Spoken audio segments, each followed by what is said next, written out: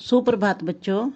आज हम ज्ञान सागर पुस्तक का पाठ 4 पुरस्कार पढ़ेंगे। पुरस्कार यानी कि इनाम। बच्चों, आपने पाठ 1 कविता में पढ़ा था, अपनी मंजिल सच की मंजिल, अपना रास्ता नेक।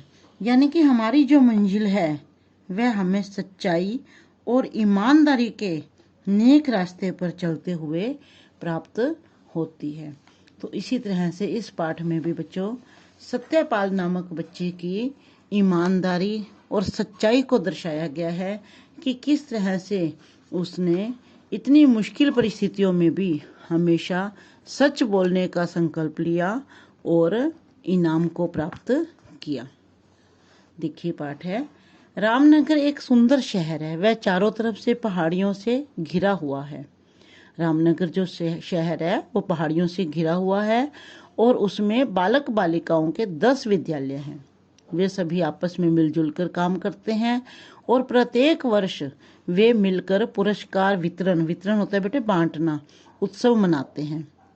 इस उत्सव में सभी विद्यालय भाग लेते हैं और इस बार जो प्रतियोगिता का विषय था वो था सच्चे बच्चे कितने अच्छे।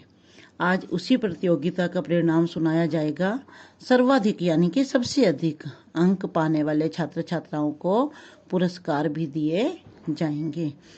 इस वर्ष प्रतियोगिता का पहला पुरस्कार, जो पहला इनाम था, वो विद्यालय नंबर 2 की 6ठी कक्षा के छात्र सत्यपाल को देने का फैसला लिया गया।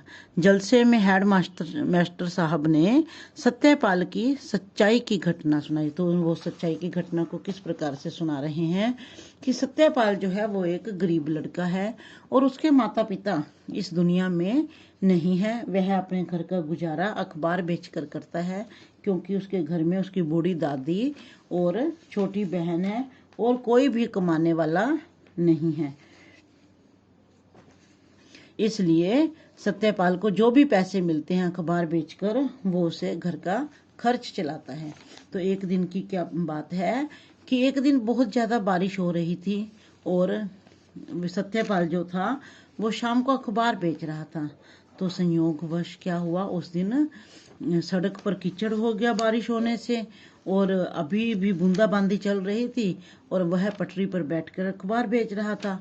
लेकिन उस दिन उसकी अखबार एक भी नहीं बिकी, क्योंकि कोई घर से बाहर ही नहीं निकल रहा था और जो भी था वो अपने घर जाने की सबको जल्दी थी, इसलिए सभी अपने घर जा रहे थे। तो वह आवाजें लगा रहा था, आज का ताजा अखबार लो, शाम का ताजा अखबार लो।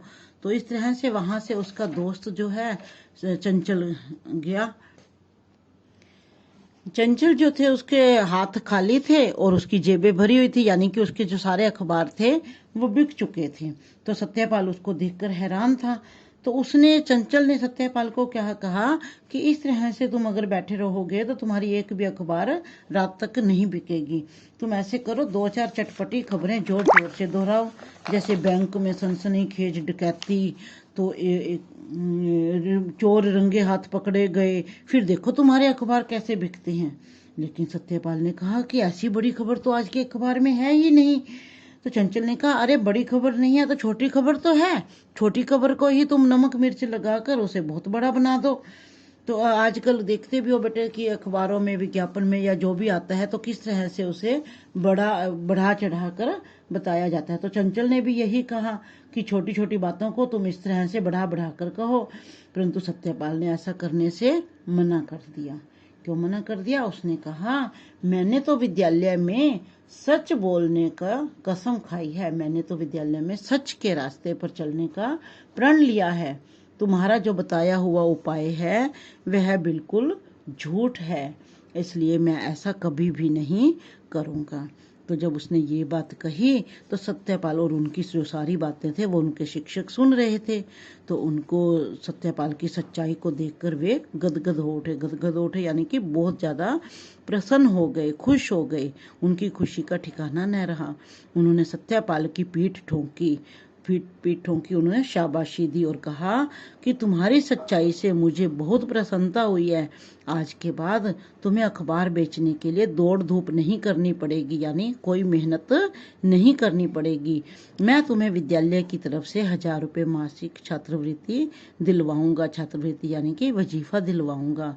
सत्यपाल ने विनम्र भाव से कहा, गुरुजी आपकी इस कृपा के लिए बहुत बहुत धन्यवाद। सत्यपाल को उनकी सच्चाई के लिए प्रथम पुरस्कार मिला। सारा जो हॉल था वो तालियों की गड़गड़ाहट से गूंज उठा। तो इस प्रकार सत्यपाल ने अपने नाम को सच कर दिखलाया। तो बच्चों, हमें भी अपने जीवन में कभी भी झूठ नहीं बोलना चाहिए और हमेशा सच के रास्ते पर चलने का प्रण लेना चाहिए। तभी हम आगे बढ़ सकते हैं, तभी हम अपने लक्ष्य को प्राप्त कर सकते हैं। धन्यवाद।